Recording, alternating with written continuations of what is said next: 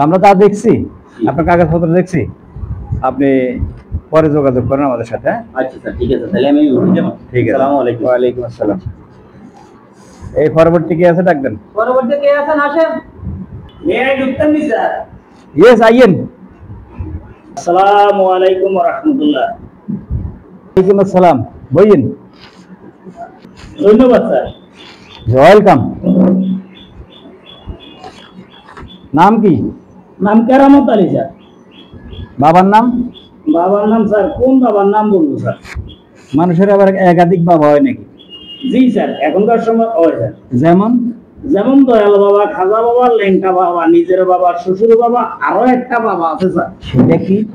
সেটা হলো স্যার, নিজে সেবন করি তো এটা মুখে বলা যায় না, শোনান। তাই? জি স্যার।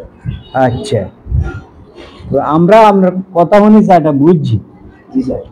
আঙ্গ অফিসে না চাকরি হইতো না। কেন কেন কিলে স্যার, কিলে স্যার? ওই যে যেটা সেবন করেন কইছেন, জি ওই বাবার কারণে আর চাকরি হইতো না।